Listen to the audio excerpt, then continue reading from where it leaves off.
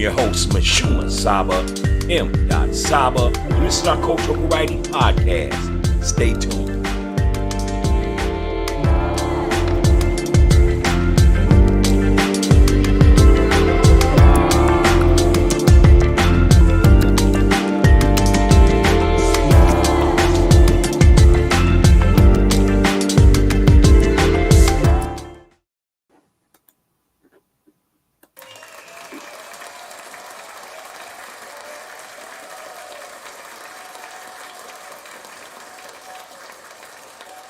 Peace, peace, peace, and welcome to Coffee Talk Podcast, the Cultural Variety Podcast show. Tonight, we have a great show lined up. Tonight, we will discuss, should the man be wealthy before adding another woman? This discussion will be based off of the book titled The Polygamist Papers by author Hondo Solomon. This book was published in 2012. And you know what it is. Let's get ready to dig in it. This is Coffee Talk Podcast. You know who it is. Mashuma Saba, M. Saba. And this is the Cultural Variety Podcast show. So let's go ahead and enjoy the show tonight. And thank you for being here. Let's check it out. All right. Welcome, and peace. This is Coffee Talk Podcast, and we're here tonight on Monday. As y'all know, most of you supporters has been following the show for 3 years. This is the Cultural Variety Podcast show, and this is our Cultural Studies Night. That's right, our Cultural Studies Night.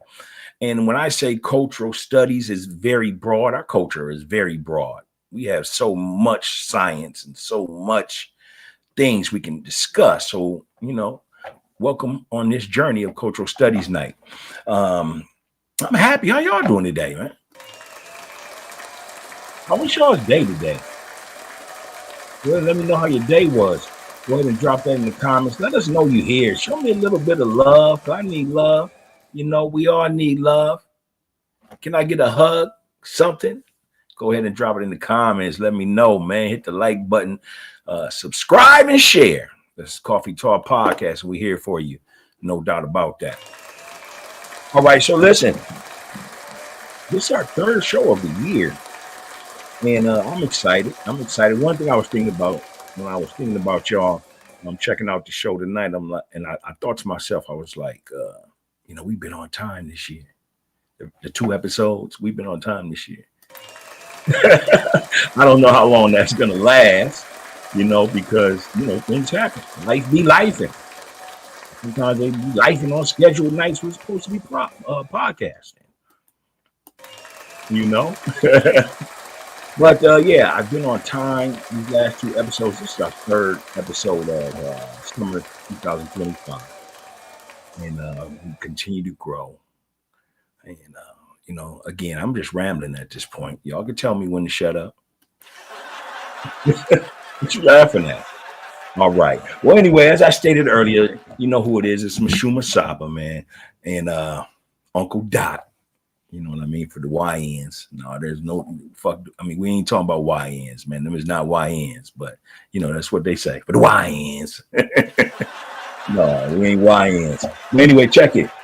Let's go ahead and get into the show tonight, man. This is Coffee Talk Podcast. If you've never watched our show or even heard of our show, we're a cultural variety podcast show that appears 3 days a week. Alternate weeks are Sunday and Monday nights. We call that Cultural Studies Night. Wednesdays is our sports night. And on Wednesdays, we don't care about who won or lost. We're not your typical sports show like that. But we do care about the different intricacies that's going on behind the scenes in the world of sports, especially with our people. And then on Friday and Saturday nights is our Grown Folk Social Hour. This week it didn't start up, but next week we got a good show lined up, a good show in store. So make sure you check out Grown Folk Social Hour on Friday, Saturday, alternate nights. It will be Friday night, this coming Friday. And that date, let me just get the date for y'all. Okay, so that would be August 1st. So, after y'all go spend that back to school money, you can sit your butt down, your feet hurt, your back hurt, sit down, pour you some flavor, kick your feet up, and enjoy the show. Coffee Talk Podcast. No doubt, no doubt, no doubt. Well, yeah, we happy to have you here. But so that's our show, 3 days a week, man. Make sure you check us out.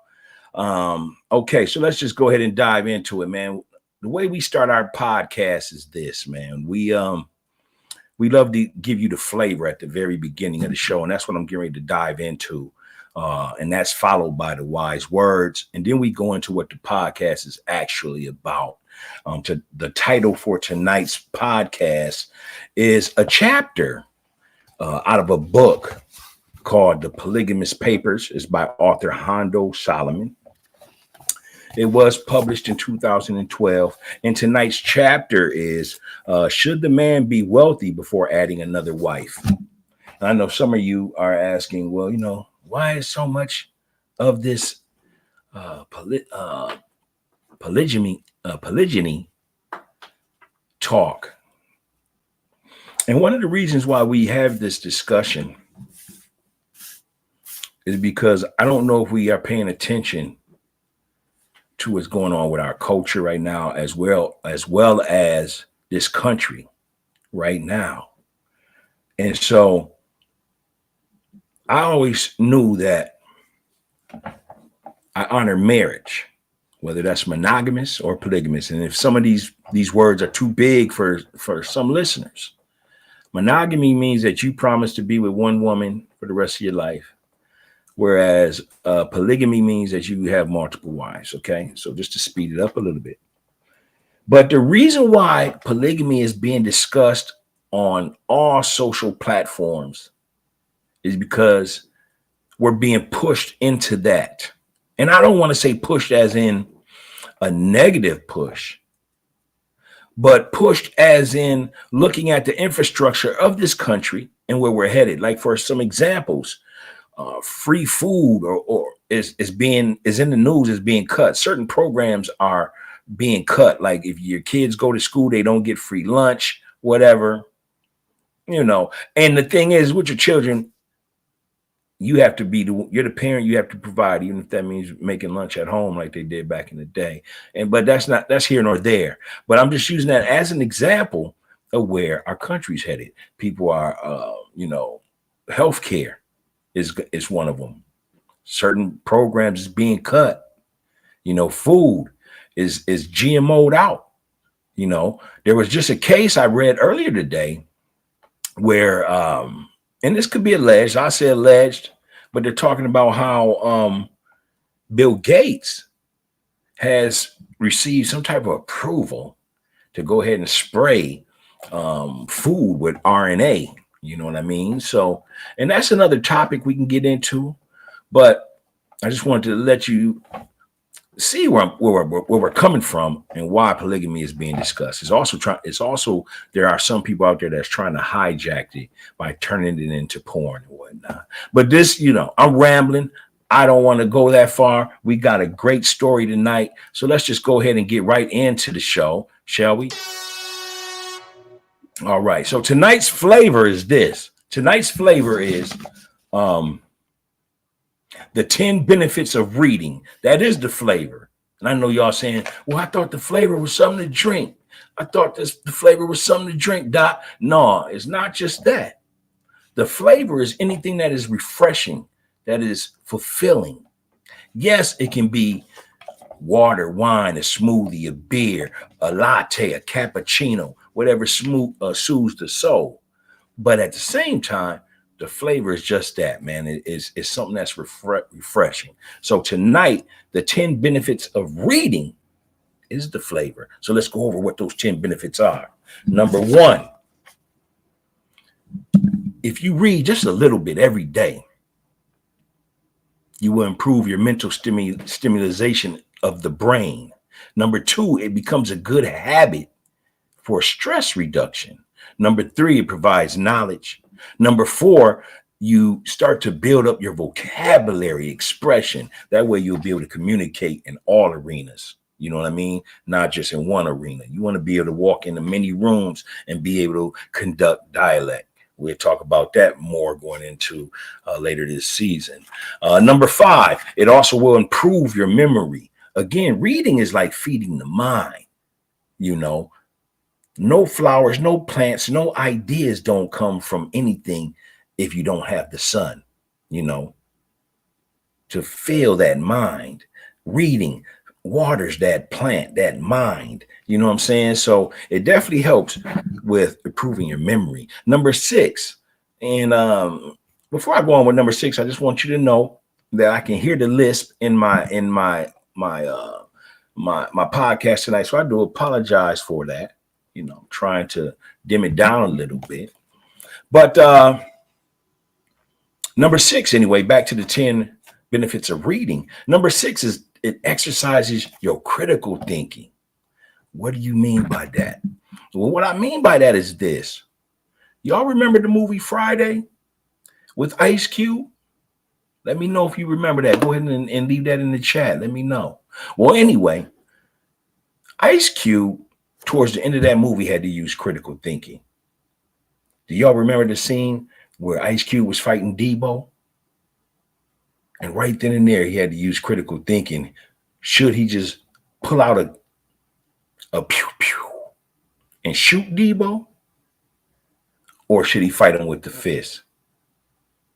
His pops, his mom's yelling in the background, don't do it, don't do it.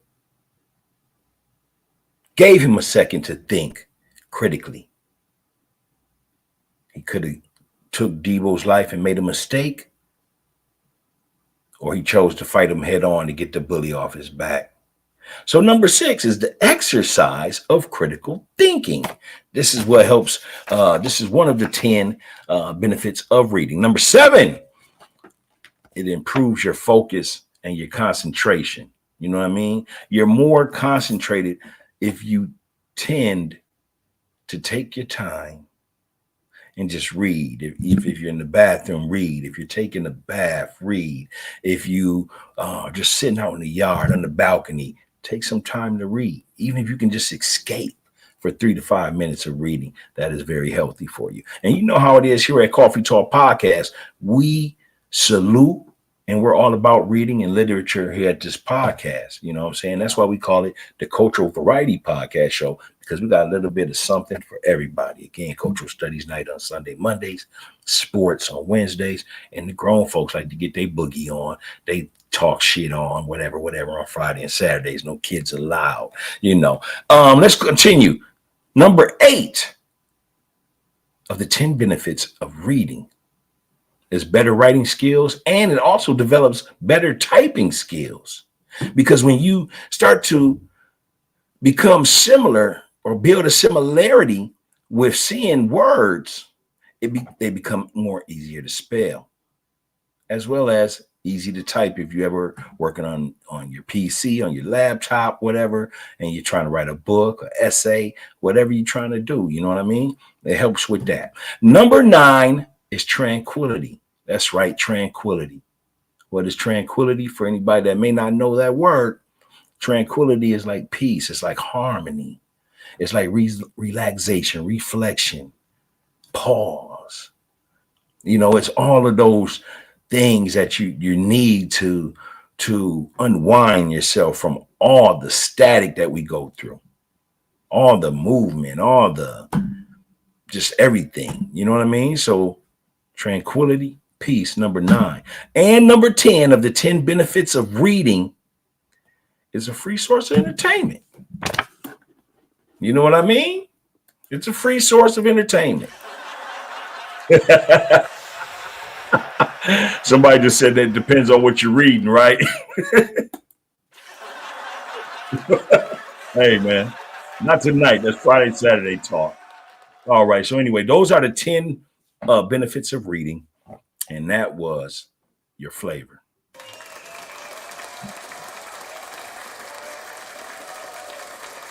All right. Next is the wise words.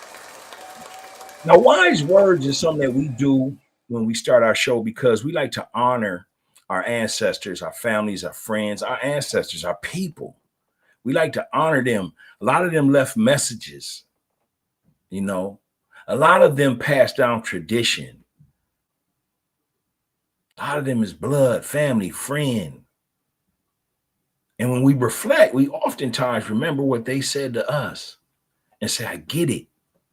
I know what you meant. Or thank you. Because if you wouldn't have said that, it wouldn't have motivated me to do this, that, and the third. So the wise words is words that are quotes, I should say, that are enlightening. And may they encourage you to do better. May they encourage you to apologize. May it encourage you to unite. May it encourage you to be able to express yourself. These are the wise words. So tonight's wise words. Thank you, y'all. Thank you. Tonight's wise words is from a Minneapolis born, one of the greatest musicians of all time, hands down. And I believe that we all would agree on that. This brother played every position. I was about to say position. Sorry. This brother played every instrument, taught himself how to play those instruments on those cold nights in Minneapolis, Minnesota. One of the greatest artists of all time when it comes to artistic expression, music. This brother goes by the name of Prince Rogers Nelson. And here's what we're going to do, because that's my hometown too, is we're going to do two wise word quotes from Mr. Prince Rogers Nelson. We're going to do the first one. We'll pause after that like we do, and then we'll do the second quote that Prince had stated. And if you are a Prince fan, man, go ahead and leave that in the comments. Let us know any Prince stories you may have. Share that in the comments. You know what I mean? And, you know, let's all have a good time. So tonight's wise words by Prince Rogers Nelson, also known as Prince, also known as the logo that was on the side of his face. You know what I mean? The logo, or the logo of that guitar you played. The logo. He's the logo, the Jerry West of music. All right, so here's the wise words from Prince Rogers Nelson. This is quote number 1. So let's check it out. Prince once said, "Sometimes it takes years for a person to become an overnight success." Prince said, "Sometimes it takes years for a person to become an overnight success." These are the words from Prince Rogers Nelson, my Minneapolis compadre, St. Paul STP. All right. How did y'all like that, man? That's a quote by Prince. Again, Prince said, sometimes it takes years for a person to become an overnight success. So what that means is there's going to be times where you're going to feel like people are not supporting you.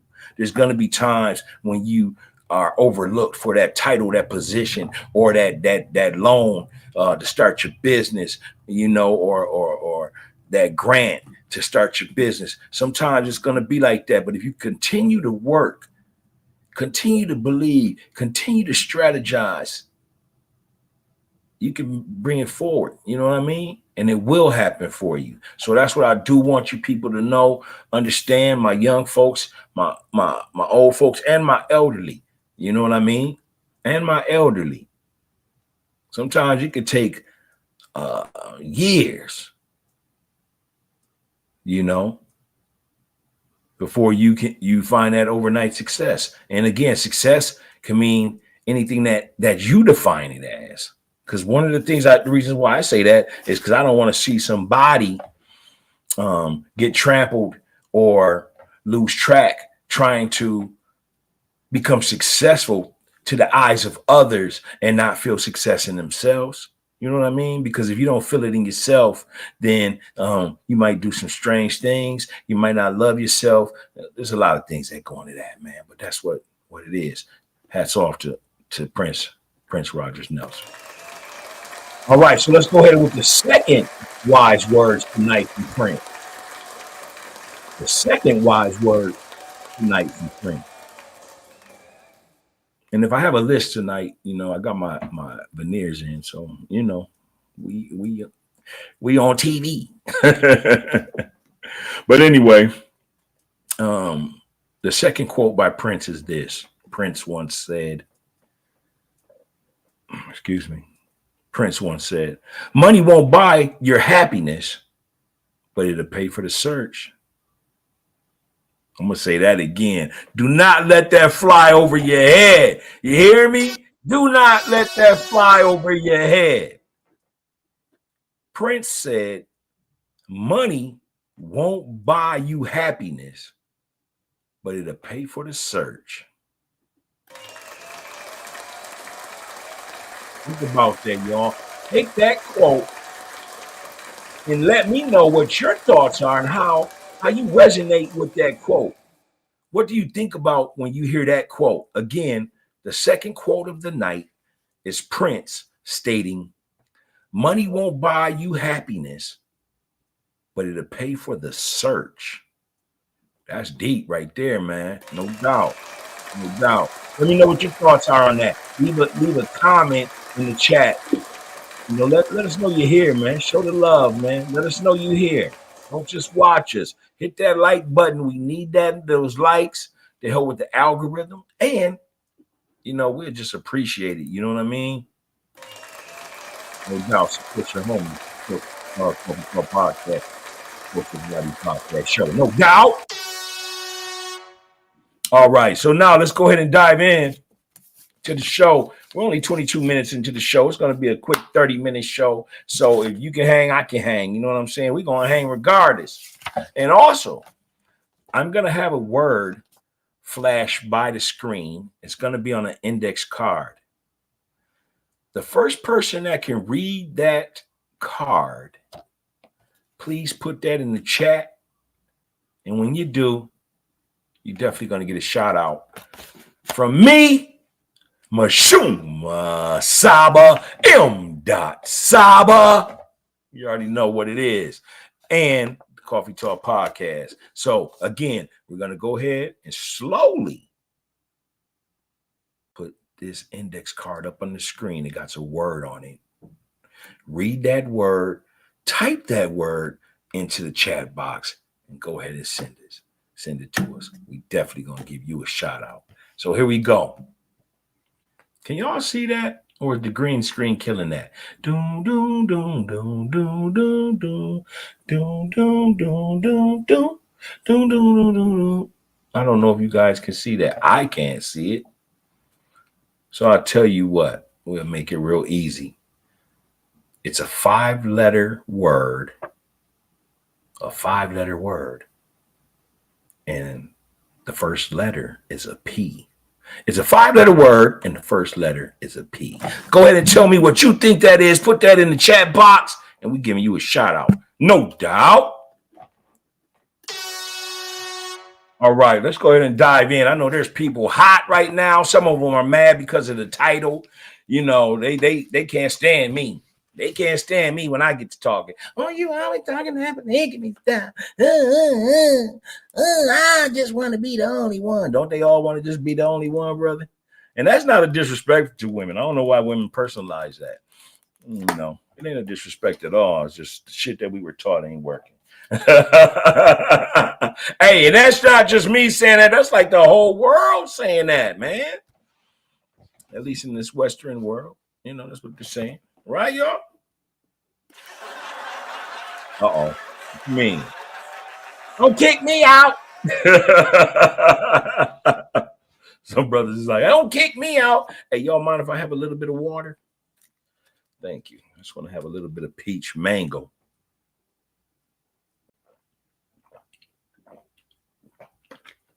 It's a nice flavor, peach mango. And the 10 benefits of reading. Make sure you heard that. Let us know what your thoughts are and how reading benefits you, your child, your mother, your grandmother, whoever, all of us. You know what I mean? Let us know. Also, let us know what your thoughts are on Prince's first quote and second quote that we read tonight for the wise words. You know what I'm saying? All right, here we go. Let's get into it. The chapter tonight by Hondo Solomon, author of the book The Polygamist Papers. The title is, Should the Man Be Wealthy Before Adding Another Woman? Should the man be wealthy before adding another woman? Let's go ahead and read what his thoughts were. It's only like a 3-4 minute page. Again, we're going to end about 8:30, a little bit, probably 8:35. We should be done with the show. You know what I mean? I appreciate y'all for sticking through. This is only 30-35 minute show. You know what I mean? I know y'all be busy with y'all's life. Let's go ahead and dive in. Should the man be wealthy before adding another woman? Some will read this with a Western mind, believing a man has to take care of all his wives, meaning his role in the family is limited to financing his women and providing seed for their wombs. To them, the safe answer is yes, he should be a man of means with no doubt. No debit, cash, or on hand, no debt, cash on hand, acres of land, a 6-figure income, and a bank account to match. What do we say when the same man marries and later loses his fortune? Divorces women in favor of an idea? Absolutely not. As in an already fragile economy would be further weakened by them breaking apart. I want to read that over again because I stumbled a little bit and I want to make sure that y'all get the clarity. So I will read that again. I do apologize. So should the man be wealthy before adding another woman? Some will read this with a Western mind, believing a man has to take care of all his wives, meaning his role in the family is limited to financing his women and providing seed for their wombs. To them, the safe answer is yes, he should be a man of means with no debit, cash on hand, acres of land, a 6-figure income, and a bank account to match. What we do say when the same man marries and later loses his fortune, divorce his wife in favor of an idea? Absolutely not, as an already fragile economy would be further weakened by them breaking apart. We must first give proper meaning to the term wealthy, for this varies according to region and local customs. This is a term used mostly where flat currency reigns as the largest factor in determining a man's worth. The United States specifically contains only 4% of the world's total population, as is modeled around a modern, industrial, and Anglo-ethnic. The real answer then that makes people shift in their seats is a man should have skills and preferably a trade while he is building his family. Most polygamous societies have a system of family inheritance that allots a young man with a share of his family's estate while his father is yet alive. He starts off ahead of the curve of Western men who generally start from bottom and build upward from there. Polygynous families share in building finances and other forms of wealth. Polygynous families share in building finances and other forms of wealth. That's something you should highlight as you're hearing this or remember. Okay, let's continue. Everyone has a role in producing and reaping the rewards of their labor, building and creating products, property, food, anything they may sell in the marketplace. The polygamous family has the advantage in this digital age where whatever talents each family member has may be monetized by marketing and selling to the whole world. The man may be a writer, a musician, who also enjoys custom designing furniture. Some of the women and children may grow food, so the family limits its reliance on local groceries, which leads to increased savings and investment into other areas. Their food and custom recipes may even be sold at local markets. Other women may design handmade clothing and sell it to their customers around the world. The young men in the family may be mechanically inclined and attend trade school to become licensed auto mechanics. Then, after they gain experience, open up their own automobile repair shop. Barber schools allow students as young as 16 years of age to join their ranks. And once the master barber license is obtained, these young men can legally open their own shop and continue to build the family's wealth and reputation. Polygyny is all about honor, respect, and legacy. And when engaged by right ruling men and supportive women, it works because the latitude and flexibility allow the family to change course and enhance their business practices when necessary, as they are all subject to the ebb and flow of domestic and international economies. Women have historically and numerically dominated the agricultural, domestic, and marketplace spheres of influence. One from home where she educated the children, and let me start that part over. I apologize to my readers or my supporters. One from home where she educated the children until 3 to 7 years of age. They were then given over to the father to rear much of the time, cultivating the land for seed time and harvesting, and the marketplace, selling and buying foods and wares. Traditional women tied their children to their backs as they worked and traveled. And I know at this point, some of y'all are saying, well, we ain't living in those times. We ain't living in those times. Let's continue, shall we? This doubles as an effective bonding ritual as the children's heartbeat synchronizes with the mother's as they lay wrapped on her breast or across her back. A man is at liberty to do only what he chooses with his life, down to how much money he chooses to make or what he ends up with at the end of his journey. We're going to say that again, too. This is another number 2 key point that I want y'all to remember as we watch the show. And you can probably ask questions in the chat box. Not probably, you can ask questions in the chat box. But again, pay attention to that part. It's very important. A man is at liberty to do only what he chooses with his life, down to how much money he chooses to make or what he ends up with at the end of his journey. For a woman to dictate to a man what he should or should not do with his time is out of order unless he is causing undue harm to his family. If a woman meets a writer, a musician, or other artist she finds attractive with an annual salary of $25,000, she is in no position to tell him to get a real job so that he can make real money, because in his eyes, his art, his job, his cash is just as green as the next man's.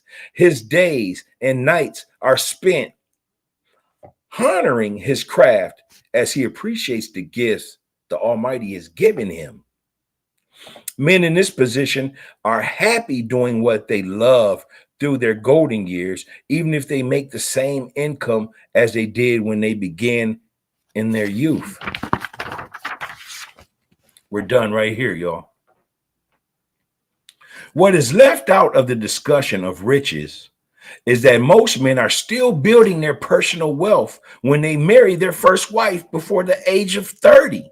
That's the third key point, y'all. I'll read that part again. What is left out of this discussion of riches is that most men are still building their personal wealth when they marry their first wife before the age of 30. Traditional societies base a man's maturity at 40 years of age, and it is at this time he is expected to have started a family and built his economy. At 40, that's when you start, or you are expected to start. Well, as stated before, it is more important that he plies a trade and that his skills carry him through the day.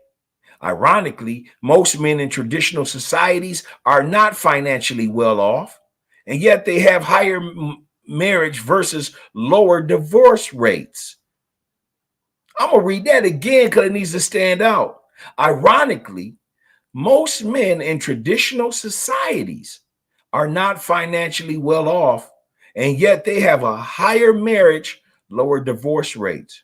While those who shun polygamy as an economic liability carry the Anglo Western ethic in lands full of crime, abject poverty, homelessness, low marriage, high divorce rate, gender warfare, high children out of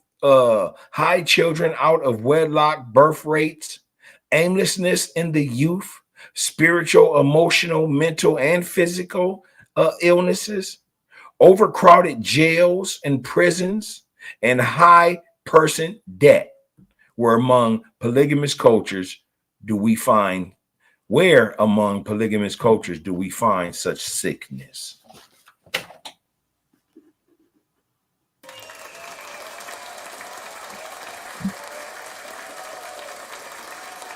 Excuse me. I was sweating a little bit under that light.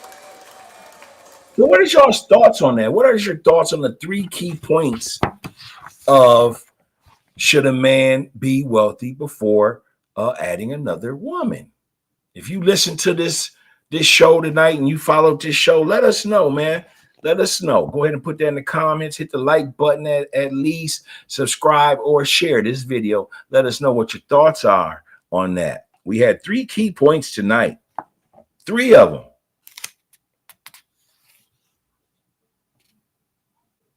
And we used the example. One of the things that stood out was when Hondo used the example of a musician only making $25,000. But that was that musician's art.